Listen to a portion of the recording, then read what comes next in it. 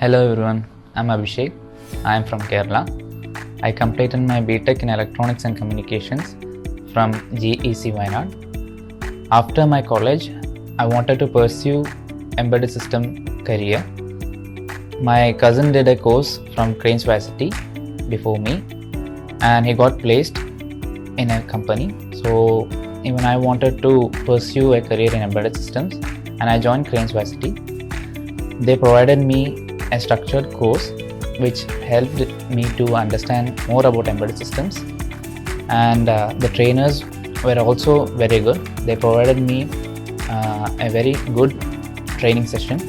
They also have hands-on a lab, so you can get not only theoretical knowledge but also hands-on practical knowledge, and they also provide very good placement opportunities. And currently I am placed in Hyundai Mobis. It was also provided by them, and thank you Cranes Varsity.